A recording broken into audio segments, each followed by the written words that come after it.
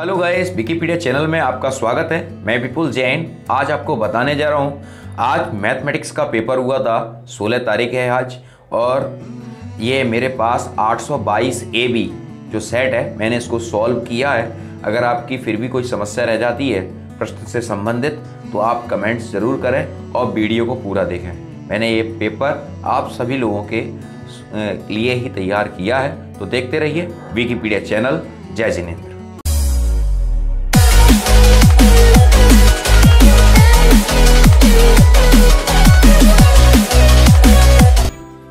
देखिए यहाँ पर सभी खंड कीजिए।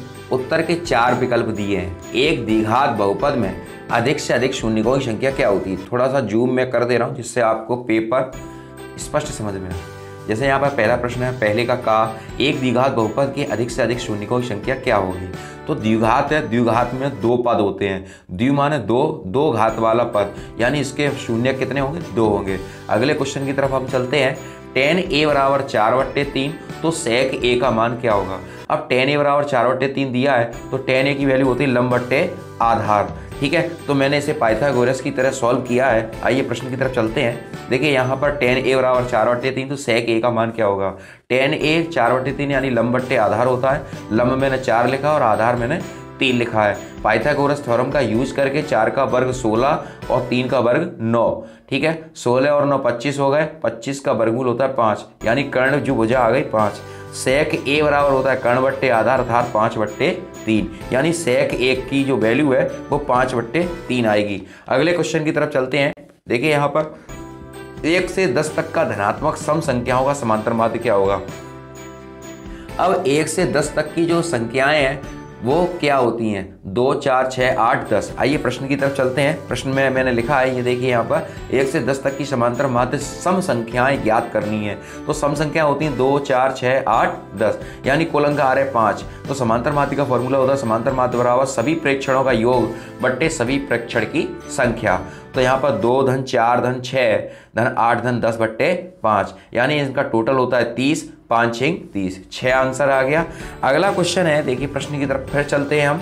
अगला प्रश्न है हमारा, देखिए शांत दशमलव संख्या में व्यक्त हो सकने वाली परिमेय संख्या होगी।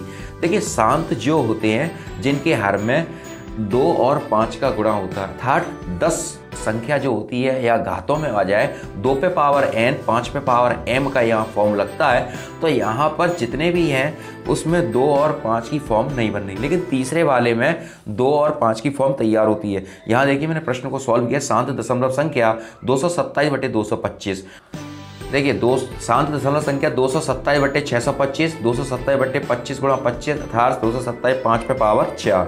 शांत को बनाने के लिए 5 और 2 का गुणन होता है, इसलिए 2 पे पावर 4 और 2 पे पावर 4 का हमने यहाँ पर अंश और हर में गुणा कर दिया। अतः परिमेय संख्या 227/625 का दशमलव प्रसाद शांत है।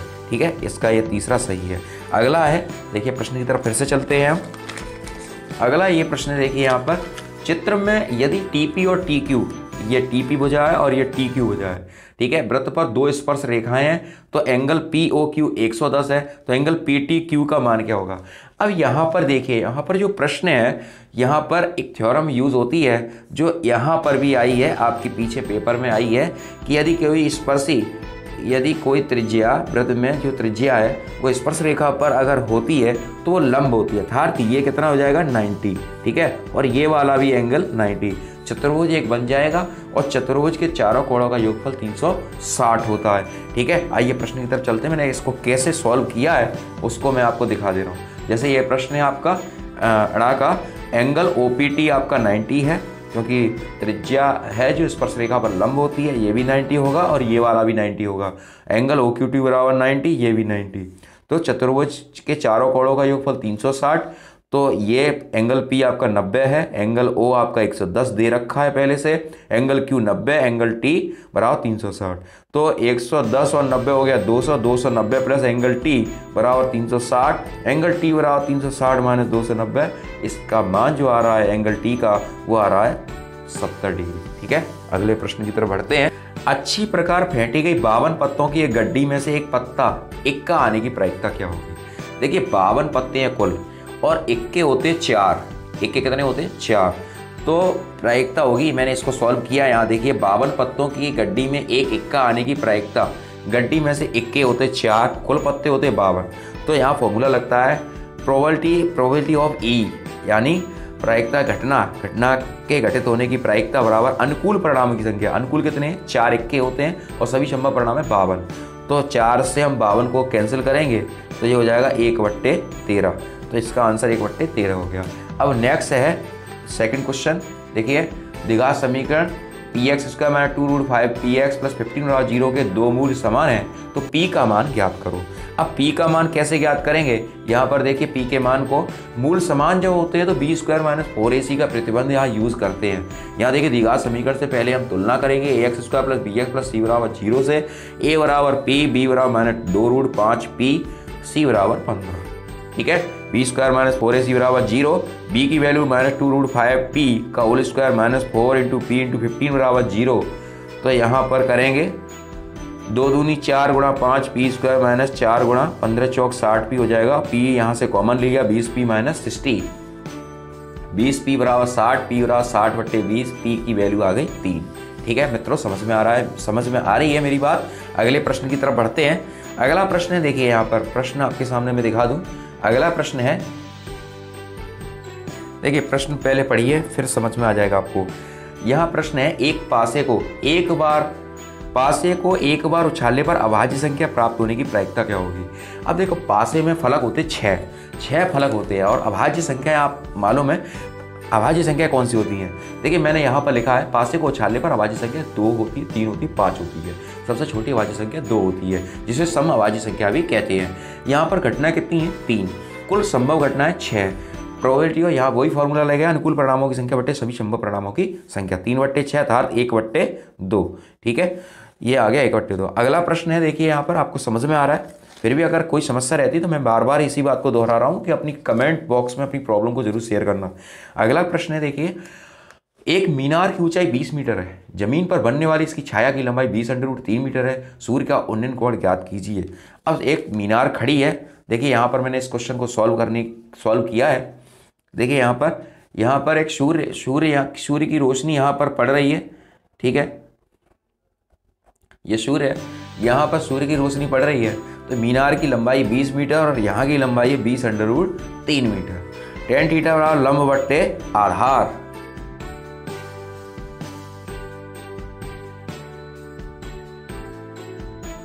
tan थीटा लंब बट्टे आधार होता है, तो लंब हमारा 20 मीटर और 20/√3, 20 से 20 कटेगा 1/√3 और 1/√3 वैल्यू होती है tan थीटा की, यानी tan 30 की। तो सूर्य का उन्नयन कोण जो हो जाएगा वो 30 अंश होगा। अब देखिए अगला क्वेश्चन है, बहुत सिंपल क्वेश्चन आया है, पेपर बहुत सरल आया इस बार। ठीक है, सभी दर्शकों को हार्दिक बधाई कि उनका पेपर अच्छे से अच्छा हुआ होगा, मुझे उम्मीद है। और फिर भी अगर कहीं मिस्टेक है तो इस पेपर से आप मिला लें। यह लिखा है आंकड़े 10, 13, 17, 19, 12, 15, 19, 20, 19, 17 का बहुलक ज्ञात कीजिए। देखिए मैं आपको बता दूं बहुलक की परिभाषा क्या होती है। बहुलक की परिभाषा ये होती है, जो आंकड़ों में उपस्थित जो सबसे अधिक बार संख्या जो आती है उसे बहुलक कहते हैं। अब यहाँ पर जो अंक आ रहा है वो सबसे अधिक बार आ रहा है। देखिए यहाँ पर 10, 13, 1, 19 3 बार आ रहा है, तो इसका बहुलक हो गया 19। ठीक है, देखिए यहाँ पर बहुलक 19 है। ठीक है, अगला क्वेश्चन है, देखिए यहाँ पर क्वेश्चन नंबर 3, समांतर श्रेणी का चौथा पद शून्य है। समांतर श्रेणी का चौथा पद शून्य है, सिद्ध कीजिए समांतर श्रेणी का 25वां पद 11वें पद का 3 गुना होगा।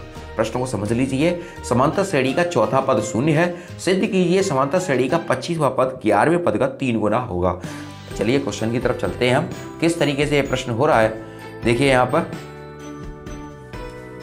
समांतर श्रेणी का चौथा पद शून्य है, यानी a4 = 0। ठीक है, अब मैंने यहाँ लिखा समांतर श्रेणी के nवें पद का फॉर्मूला लगाया, an = a + n - 1 × d। n = 4 रखने पर a4 = a + 4 - 1 × d, यानी a4 = a + 3d। फिर लिखते हैं समांतर श्रेणी का 25वां पद। समांतर श्रेणी का 25वां पद nवें पद का फॉर्मूला फिर से लगाया, n = 25 रखा, n = 25 रखने पर मैंने 25 रखा, फिर a 25 = a + 25 - 1 × d, a 25 = a + 24।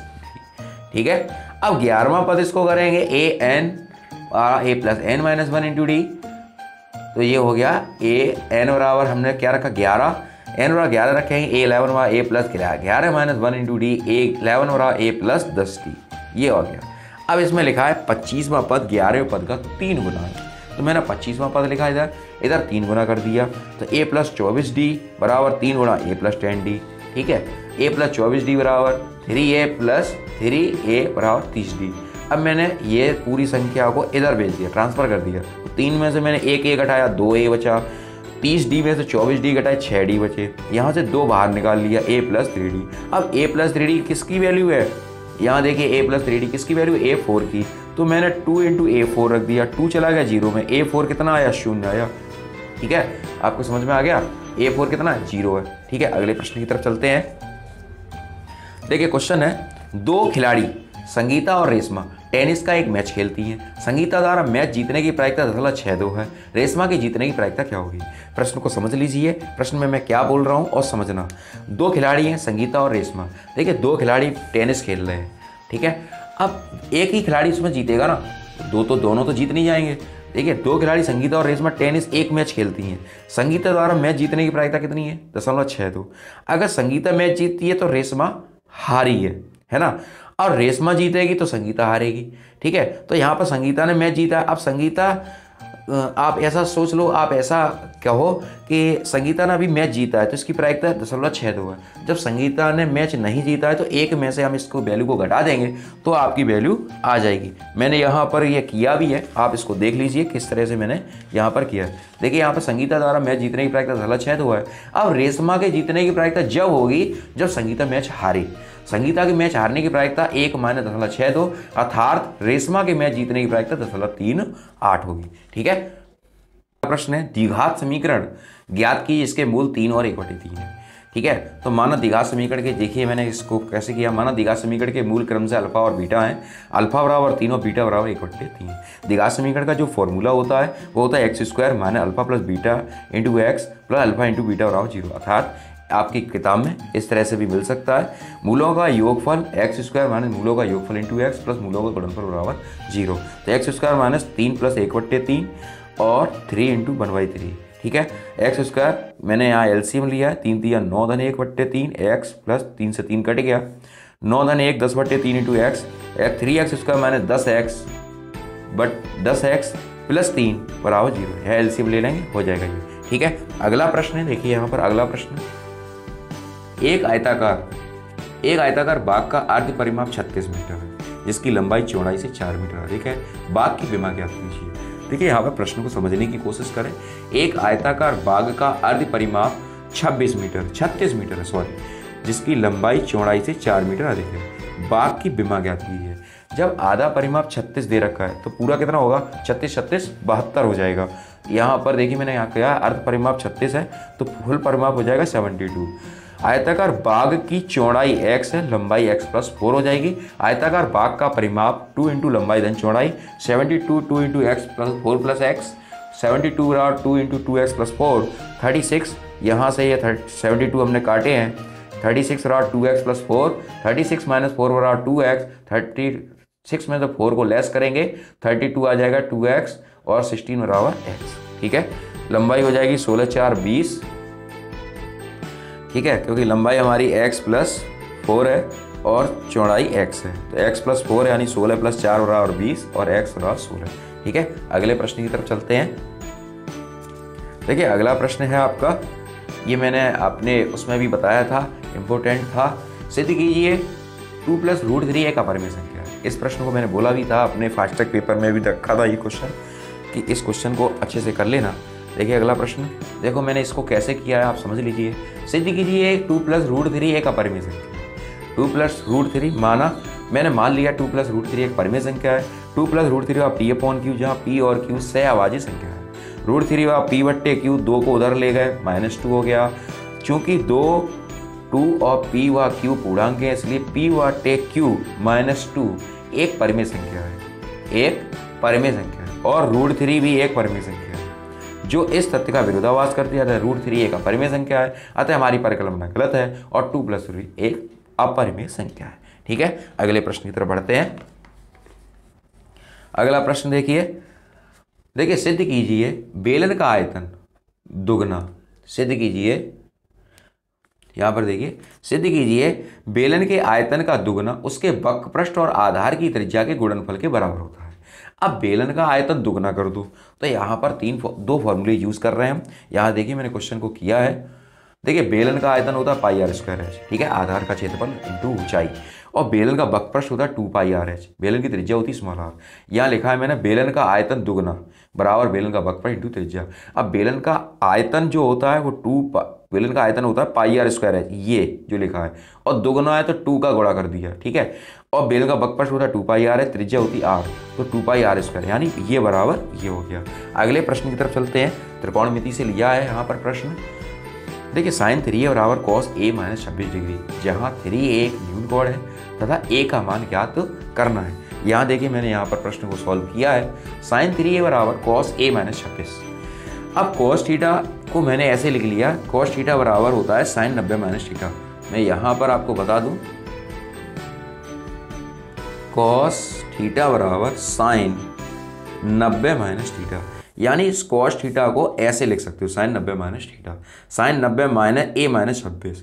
तो साइन से साइन घट दिया, 3a बराबर 90 माइनस माइनस का अंदर गुणा करेंगे और प्लस 26, ठीक है, 26 और 90 हो गए 116 माइनस a, ठीक है, 3a इधर लेके आए 4a हो गए, a का भाग लगाया, 4 दूनी 8, 3 बजे 4 ने 36, a बराबर आ गया 29, ठीक है। अगले प्रश्न की तरफ बढ़ते हैं।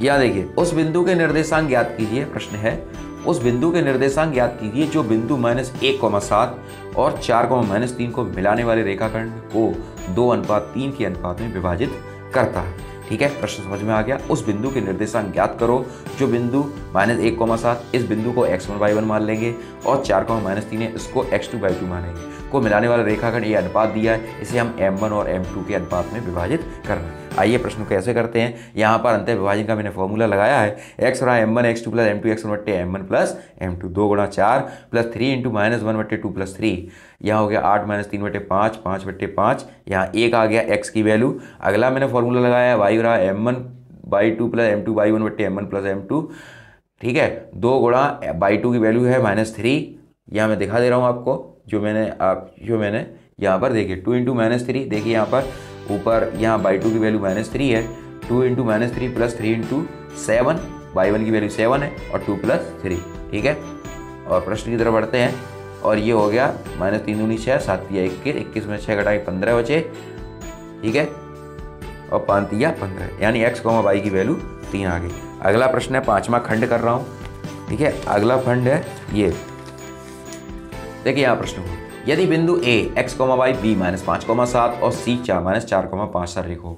देखिए मैंने अपने फास्ट ट्रैक पेपर में इस प्रश्न को भी शामिल किया था कि त्रिभुज के क्षेत्रफल का अगर कोई क्वेश्चन आता है, त्रिभुज के क्षेत्रफल से कोई क्वेश्चन आता है, यहाँ पर सररेख कहा गया है, तो फॉर्मूला एक ही है, बस फार्मूले में थोड़ा सा अंतर है। यहाँ ax, y b -5,7 और c -4,5 सररेख है, x और y के बीच संबंध ज्ञात करना है, संबंध नहीं एक समीकरण निकालना है, उसको देखो। प्रश्न को समझ गए आप।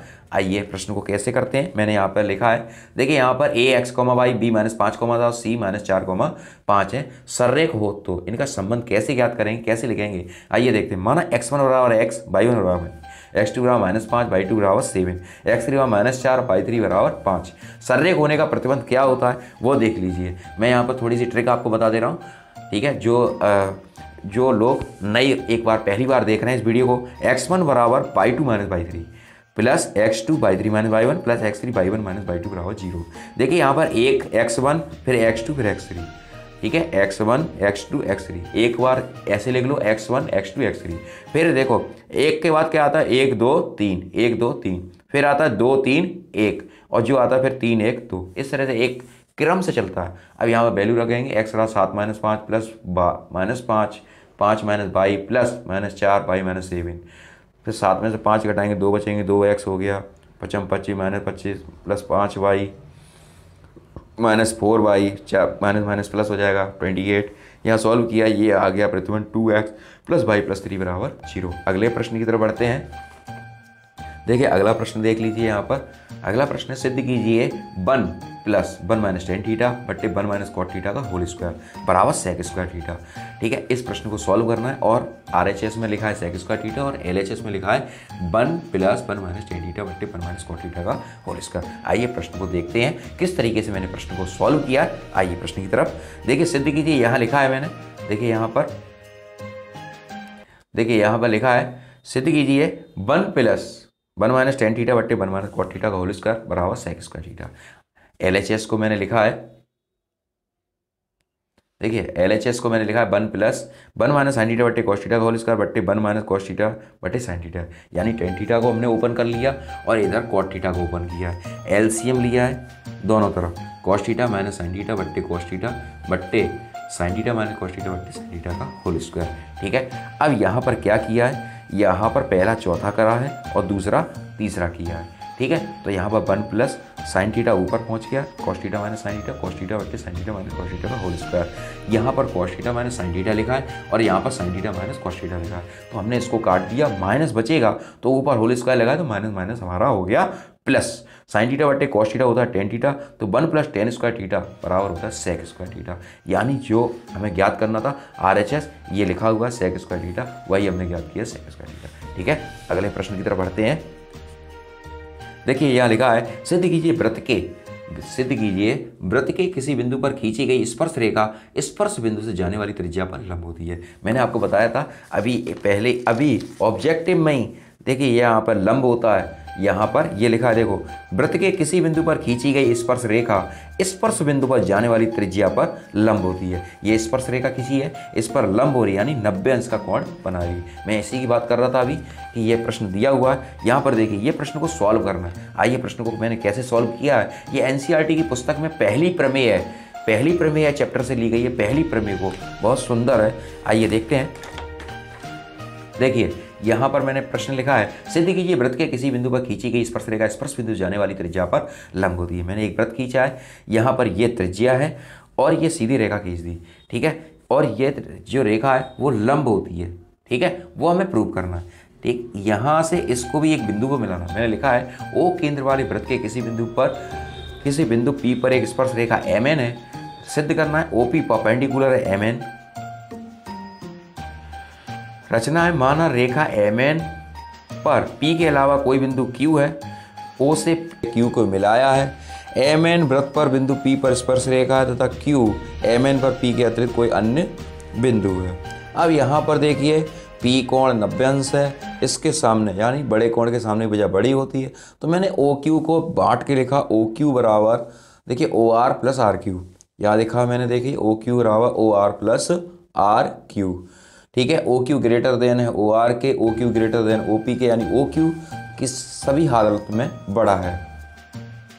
ठीक है, तो OP लेस देन OQ, अतः स्पष्ट है OP इन सभी रेखाखंडों से छोटा है जो O को MN के अन्य सभी बिंदुओं को मिलाने पर प्राप्त होता है, अर्थात OP बिंदु O से रेखा MN की लघुत्तम दूरी है, OP परपेंडिकुलर MN। अगले प्रश्न की तरफ बढ़ते हैं। यहाँ पर अगला प्रश्न जो दे रखा है, यहाँ पर समांतर माध्य का प्रश्न है। देखिए अगले प्रश्न में यहाँ लिखा है, सिद्ध कीजिए, लिखा है निम्नलिखित सारणी में विद्यार्थियों के प्राप्तांक और समांतर माध्य 25 अंक है, तो x का मान ज्ञात करो। वर्गांतर ये दे रखा है, बारंबारता का ये क्वेश्चन है। यहाँ पर जो x है हमें इसकी वैल्यू को निकालना है। समांतर माध्य इन्होंने 25 अंक दे रखा है। आइए प्रश्न की तरफ बढ़ते हैं। प्रश्न को हमने किस तरह से किया है, आइए देखिए यहाँ पर वर्गांतराल, देखिए वर्गांतर लिखा है, क्लास इंटरवल बोलते हैं, 0 10 10 20 20 30 30 40 40 50। बारंबारता ये लिखी हुई है, 3x है 10 5। मध्य बिंदु को मैंने निकाला, देखो मध्य बिंदु निकलता है 0 और 10 के बीच में 10 का फर्क है, 10 का आधा कर दो 5 और 0 में जोड़ दो। जब 0 में 5 को जोड़ेंगे तो 5 आएगा। फिर ऐसे ही सब में देख लेते हैं और फिर उसका आधा कर देते हैं। तो यहाँ पर 20 और 10 और 20 में 10 का फर्क है, 10 का आधा किया 5, इसमें भी 5 का फर्क है, इसमें भी 5 का, इसमें भी 5 और सब में 5। हम 10 का फर्क है, 10 का आधा करके 5 को जोड़ देते हैं सभी अंकों मध्य बिंदु मैंने जोड़ दिया। फिर इनका आपस में गुणा किया है, 5 या 15 15x 25 के 150 350 225 और इनको हम जोड़ेंगे तो 700 प्लस 15x बराबर f समेसन fi बराबर 24 प्लस x। समांतर माध्य बराबर समेसन एफ आई एक्स बट्टे समेसन एफ आई समांतर मात्रा 25 700 प्लस 15x बट्टे 24 प्लस एक्स प्रेक्षणों की संख्या बट्टे प्रेक्षणों की संख्या का योगफल। यहाँ गुणा करेंगे, देखिए 25 का गुणा 24 प्लस एक्स और 700 प्लस 15x में 600 माइनस 700 बराबर 15x माइनस 25x प्लस 100 बराबर 10x, x बराबर 10। ठीक है, अगले प्रश्न की तरफ बढ़ते हैं।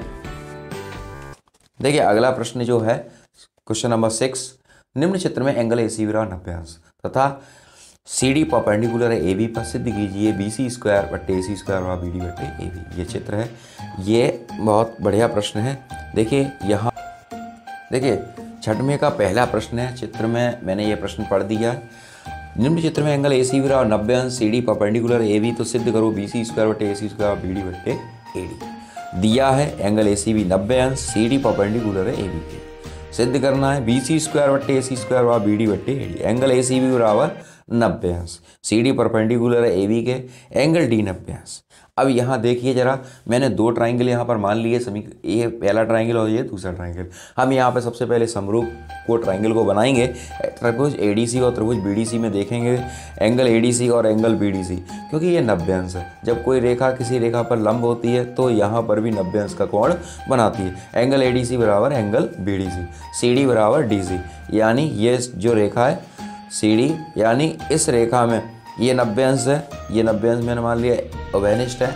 CD बराबर DC आता है, ये भी उभयनिष्ठ है ये रेखा, और ये 90 अंश दोनों के पास है। अतः समरूपता से यह प्रूफ हो जाएगा त्रिभुज ADC समरूप है त्रिभुज BDC। तो थेल्स की प्रमेय कहती है दो समरूप त्रिभुजों का क्षेत्रफल उनकी भुजाओं के वर्ग के बराबर होता है, भुजाओं के वर्ग के अनुपात के बराबर होता है। एरिया ऑफ त्रिभुज ADC बट्टे एरिया ऑफ त्रिभुज BDC बराबर AC बट्टे BC का होल स्क्वायर बराबर AD बट्टे BD का होल स्क्वायर। ठीक है, यहाँ पर दो ट्राइंगल है 1 और 2। यहाँ सबसे पहले त्रिभुज ADC का क्षेत्रफल बराबर 1/2 आधार गुणा ऊंचाई, 1/2 आधार हमारा AD है और ऊंचाई हमारी CD है। ये लिखिए CD और AD ये आपकी। ठीक है, और दूसरा ट्राइंगल है त्रिभुज BDC। यहाँ पर देख लीजिए त्रिभुज BDC में ऊंचाई आपकी CD है और आधार हमारा BD है। यहाँ मैंने लिखा त्रिभुज BDC का क्षेत्रफल बड़ा 1/2 आधार गुणा ऊंचाई, यानी BD इंटू CD। समीकरण नंबर 2 मैंने लिखा समीकरण 1 और 2 का भाग देने पर।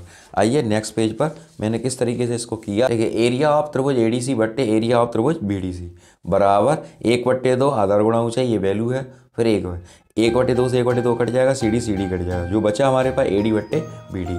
एरिया ऑफ त्रिभुज ADC बट्टे एरिया ऑफ त्रिभुज BDC बराबर AD बट्टे BD। अब ये चीज़ हमने यहाँ पर प्रूव करी थी, मैं आपको दिखाना चाहूँगा।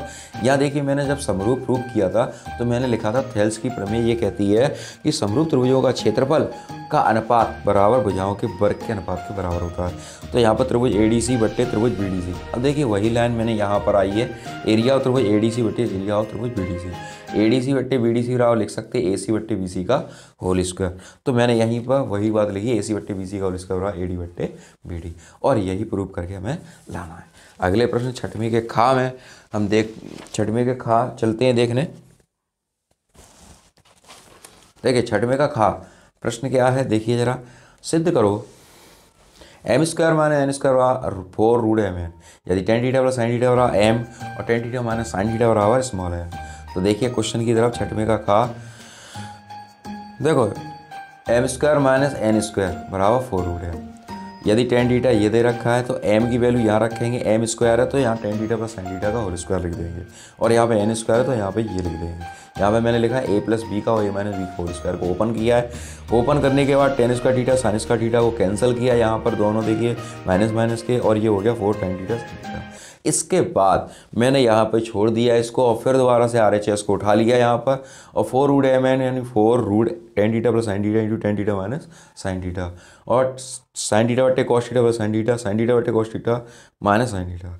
यहाँ से sin थीटा कॉमन लिया, 1 बट्टे cos theta plus 1, sin theta यहाँ से कॉमन लिया, 1 बट्टे cos theta minus 1, 4 root sin square theta बट्टे 1 a plus B a minus B का फॉर्मूला यहाँ लगेगा, और a square minus B square हो गया 1 upon cos square theta minus 1। ठीक है, ये हो गया 1 upon cos square theta minus 1, फिर 4 root sin square theta into sec square theta minus 1। sec square theta minus 1 होता है tan स्क्वायर थीटा के बराबर। ठीक है, ये sec square theta, sine square theta into tan square theta, ये rule हट जाएगा तो साइन थीटा टेन थीटा, यही हमारा आर एच है, यहाँ पे है 4 टेन थीटा साइन थीटा, और यही हमारा यहाँ पे निकल गया 4 साइन थीटा टेन थीटा, यानी ये प्रूफ हो गया। अगले प्रश्न की तरफ बढ़ते हैं। देखिए यहाँ पर जो क्वेश्चन है बड़ा इंटरेस्टिंग क्वेश्चन है। देखिए यहाँ पर जरा पढ़िए, एक शंक्वाकार बर्तन जिसके आधार की त्रिज्या 5 सेमी और ऊंचाई 24 सेमी है, पानी से पूरा भरा है। अब एक शंकु है, एक शंक्वाकार बर्तन है जिसके आधार की त्रिज्या हमारी दे रखी 5 सेमी और ऊंचाई 24 सेमी। पहले सिर्फ देखिए किसी भी बर्तन के अंदर मैं बात करूं किसी भी बर्तन की, तो बर्तन के अंदर अगर पानी भरा है, तेल भरा है, दूध भरा है, इस तरह की धारिता अगर निकाली जा रही, गहराई निकाली जा रही, तो वॉल्यूम को निकालेंगे, आयतन को निकाला जाएगा। तो यहाँ पर देखिए मैंने सबसे पहले यहाँ प्रश्न को सॉल्व करा है। देखिए छठवें का गा प्रश्न, एक शंक्वाकार बर्तन की त्रिज्या 5 सेमी है, ये 5 सेमी मैंने लिखा है आपके सामने, और फिर ऊंचाई 24 सेमी। शंक्वाकार बर्तन का आयतन 1/3 पाई आर स्क्वायर, यानी शंकु का आयतन जो होता है वो 1/3 पाई आर स्क्वायर एच होता है। 1/3 पाई, आर की वैल्यू 5 × 5 इंटू ऊंचाई है 24, 3 × 8 24, 5 × 25, 25 × 8 25 × 200 पाई हो गया। ठीक है, आप प्रश्न को आगे पढ़ते हैं। मैंने सिर्फ अभी 2 लाइनें पढ़ी थी, इसकी आगे पढ़ते हैं, देखते हैं। देखिए आप, एक शंक्वाकार बर्तन जिसमें आधार की त्रिज्या 5 है, ऊंचाई 24 है, इतना हमने पढ़ लिया था और प्रश्न को कर भी लिया। अगला प्रश्न, अगला कॉमा लगा है इसके आगे, कॉमा से आगे पढ़िए, पानी से पूरा भरा है। देखिए मैंने बोला है पानी से जब भी कोई बर्तन भरा होता है उसका हम वॉल्यूम को निकालते हैं। इस पानी को एक बेलनाकार बर्तन में पलटा जाता है, मानी जो पानी भरा था उसे एक बेलनाकार बर्तन में, यानी एक बेलन टाइप के बर्तन में पलट दिया, जिसके आधार की त्रिज्या यहाँ पर दे रखी है। देखिए इसके आधार की त्रिज्या 10 सेमी है। बेलनाकार बर्तन में पानी की ऊंचाई ज्ञात करनी है। ठीक है, तो सबसे पहले देखिए यहाँ पर मैंने क्या किया, यहाँ पर एक बेलन को बनाया। देखिए माना 10 सेंटीमीटर त्रिज्या, बेलन की ऊंचाई 8 सेंटीमीटर बढ़ जाती है। बेलनाकार बर्तन का आयतन, अब ये एक आयतन बनाया जिसकी ऊंचाई हमें ज्ञात नहीं है, इसके पानी कितना भरा है इस बर्तन में उसकी ऊंचाई ज्ञात करनी 5 सेंटीमीटर। देखिए बेलन का आयतन पाई आर स्क्वायर एच होता है। ठीक है, पाई इंटू रेडियस 10 × 10 × एच, यानी 100 पाई है, घन सेमी हो गया। शंक्वाकार बर्तन का आयतन बराबर बेलनाकार बर्तन का आयतन, तो 200 पाई शंक्वाकार बर्तन का आयतन है। देखिए और बेलनाकार बर्तन का आयतन है 100 पाई एच, तो यहाँ लिख दिया मैंने बराबर में 100 दूनी 2 से 2 बार कटाइए, पाई से पाई कैंसिल हुआ, एच रहा 2 सेंटीमीटर। मैंने लिखा बेलनाकार बर्तन में पानी की ऊंचाई 2 सेंटीमीटर है। अगले प्रश्न की तरफ बढ़ते हैं। देखिए प्रश्न है मित्रों, अगर आपकी कोई भी समस्या रहती है, मैं फिर भी देखो मैंने पूरा प्रयास किया है प्रश्न को करने का, अगर फिर भी अगर आपकी कोई समस्या रह जाती है प्रश्नों से संबंधित, तो कमेंट बॉक्स में अपनी प्रॉब्लम को ज़रूर मेरे को कमेंट बॉक्स में दें, जिससे मैं आपकी प्रॉब्लम को जल्द से जल्द वीडियो के माध्यम से सॉल्व कर सकूं। देखिए अगला प्रश्न, 10 सेंटीमीटर एक भिन्न 1/3 हो जाती है जब उसके अंश में 1 घटाया जाता है। ठीक है, मैं स्टेप बाय स्टेप प्रश्न को सॉल्व करके चलूंगा जिससे आपको प्रश्न समझ में आ जाए। क्या लिखा, एक भिन्न 1/3 हो जाती है जब इसके अंश में से 1 घटाया जाता है। अब देखो जरा मैंने प्रश्न को किया है, यहाँ लिखा है माना अभिष्ट भिन्न x/y है, भिन्न 1/3 हो जाती है, भिन्न क्या x/y। अब इसके अंश में से क्या घटाया जाता है, इसके अंश में लिखा है जब इसके अंश में से 1 घटाया जाता है। देखो मैंने 1 घटा दिया अंश में।